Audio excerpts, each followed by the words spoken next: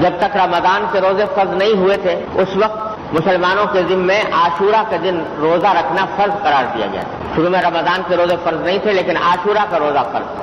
بعد میں جب رمضان کے روزے فرض ہو گئے تو عاشورہ کے روزے کی فرضیت منسوخ ہو گئی، یعنی اب عاشورہ کے دن روزہ رکھنا فرض نہیں، لیکن اس دن روزہ رکھنے کو حضور اقدس صلی اللہ علیہ وسلم نے سنت اور مستحب قرار دیا۔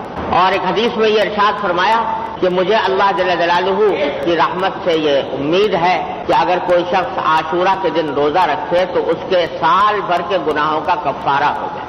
اتنی فضیلت عاشورہ کے روزے کی آپ نے بیان کر۔ سنت میں جو واحد حکم دیا گیا ہے عاشورہ کے دن وہ ہے روزہ رکھنا، ایک سال کے گناہوں کا کفارہ، یہ روایت میں آتا ہے کہ رسول اللہ صلی اللہ علیہ وسلم نے فرمایا۔ تو یہ ہے اصل حکم، اس کی کوشش کرنی چاہیے کہ اللہ تعالیٰ اس کی توفیق عطا فرمائے۔ اس میں ایک مسئلہ اور بھی ہے،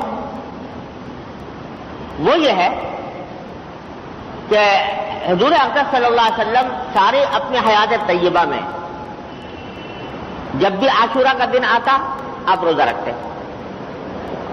لیکن وفات سے پہلے جو عاشورہ کا دن آیا تو آپ نے روزہ رکھا اور ساتھ میں ایک بات اور ارشاد فرمائی۔ وہ بات یہ ارشاد فرمائی کہ یہ محرم کی 10ویں تاریخ کو ہم مسلمان روزہ رکھتے ہیں اور ساتھ ساتھ یہودی بھی رکھتے ہیں۔ آپ کے علم میں آیا کہ یہودی بھی روزہ رکھتے ہیں، اور یہودیوں کے روزہ رکھنے کی وجہ یہ کہ وہی موسیٰ علیہ السلام کا واقعہ کہ اس دن چونکہ فرعون غرق ہوا تھا تو اس واقعے کی یاد میں وہ بھی اس دن روزہ رکھا کرتے۔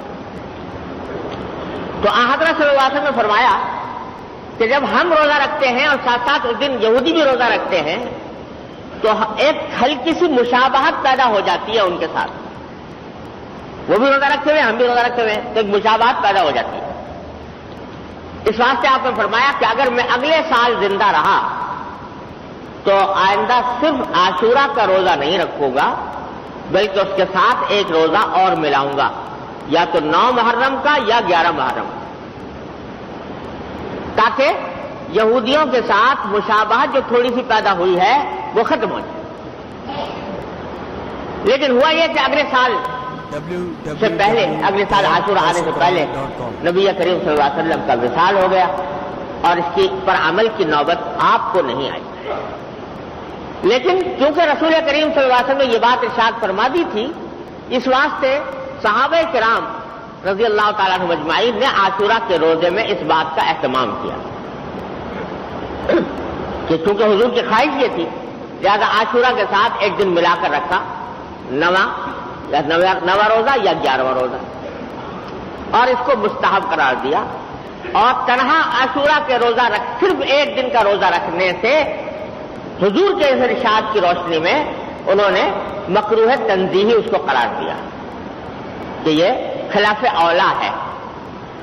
اگر کوئی رکھ لے گناہگار نہیں ہوگا، انشاءاللہ عاشورہ کا ثواب ملے گا، سارے عمر رسول کریم صلی اللہ علیہ وسلم روزہ رکھتے آئے، لیکن آپ کی چونکہ خواہش یہ تھی، اس واسطے آپ کی اس خواہش کی تکمیل میں بہتر یہ ہے کہ ایک روزہ ساتھ ملایا جائے، چاہے 9 تاریخ کا چاہے 11ویں تاریخ کا۔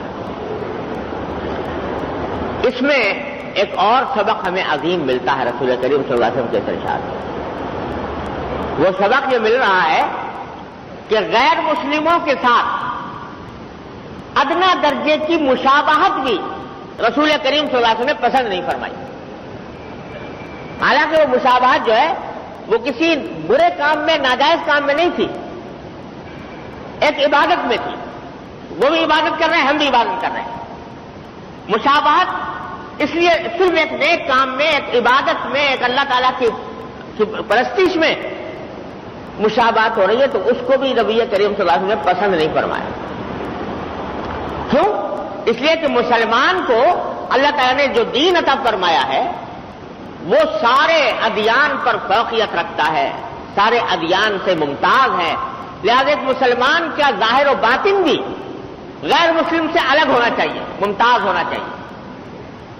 اس کا طرز عمل، اس کی چال ڈھال، اس کی وضاقتہ، اس کا سراپا، اس کے اعمال، اس کے اخلاق، اس کی عبادتیں ہر چیز غیر مسلموں سے ممتاز ہونی چاہیے.